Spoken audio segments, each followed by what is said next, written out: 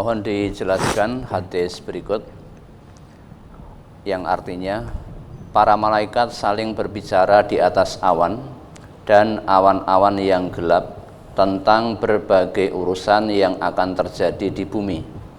Lalu didengar oleh setan-setan. Kemudian setan-setan itu membisikkannya pada telinga para dukun sebagaimana botol ditiup. Lalu setan-setan itu menambah urusan yang didengarnya itu dengan 100 kedustaan. Hadis riwayat Bukhari nomor 3288. Apakah ini yang sering kita dengar sebagai ramalan, Ustaz? Iya, tadi disebutkan ya. Hadis yang panjenengan tanyakan itu bunyinya kurang lebih begini. Al-malaikatu tatahaddatsu fil anani. Ya, para malaikat itu berbicara, berbincang-bincang di atas anan. Apa itu anan? Wal ananu al-ghamamu. Anan itu adalah awan-awan yang gelap. Apa yang dibicarakan oleh para malaikat di atas anan itu? Bil amri yakunu fil ardi. Para malaikat membicarakan tentang berbagai macam urusan yang akan terjadi di bumi. Nah, pembicaraan para malaikat di atas anan atau awan-awan yang gelap ini didengar oleh para setan. Fatas ma'u asyayatinul kalimata.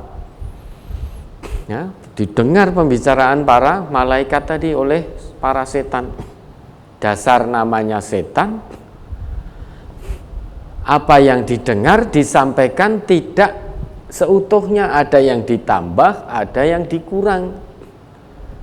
Fatakurruha fi udhunil kahin kama tuqarrul qarurah. Nah, setelah setan tadi mendengar pembicaraan malaikat, kemudian setan itu membisikkan apa yang didengar ke telinga para dukun, ke telinga para normal. Dibisikkan kama tuqarrul qarurah. Bisikan ini bagaikan botol yang ditiup.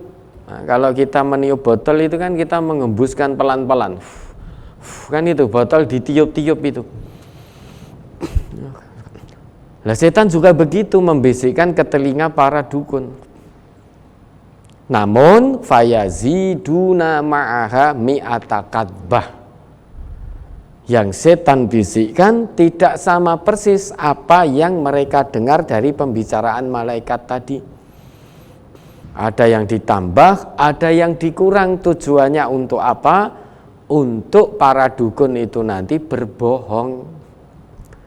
Maka bisikannya ditambahi oleh setan dengan 100 kebohongan. Maka para dukun, para paranormal itu kan kalau memberikan omongannya kan seakan-akan tenanan, koyo-koyone ya tapi itu mengandung kebohongan demi kebohongan. Nanti kalau kamu pakai ini, wah nanti menjadi kebal dan lain sebagainya. Dipakai ini, wah engko sugih dhewe. Nanti kalau pakai ini dan lain sebagainya. Dan banyak yang berlindung di balik ayat-ayat Quran, hadis-hadis Nabi. Biar apa?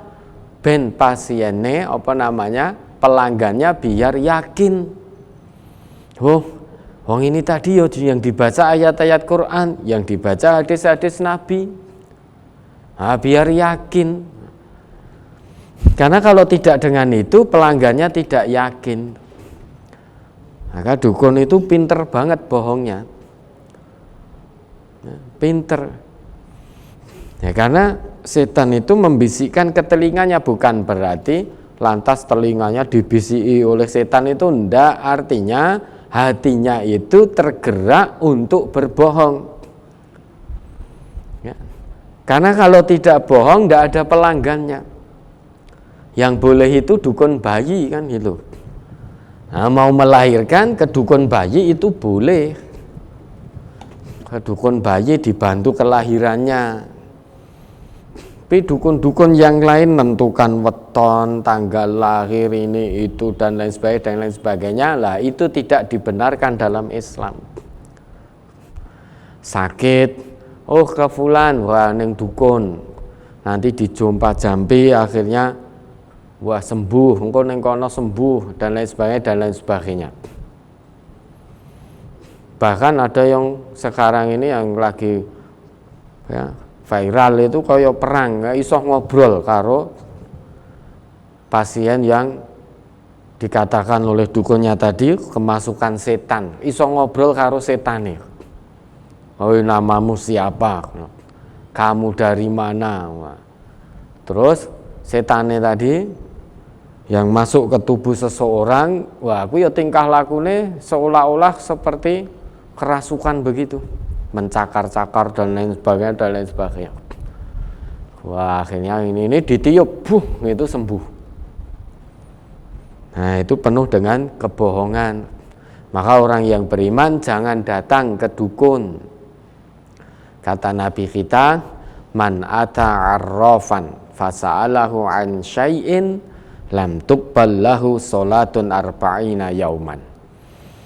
Barang siapa yang datang ke paranormal atau dukun kemudian menanyakan sesuatu dan mempercayainya, menanyakan kemudian mempercayai apa yang dikatakan oleh dukun tadi atau arrafan tadi, paranormal tadi, maka lam tuqbal lahu salatun arba'ina yauman.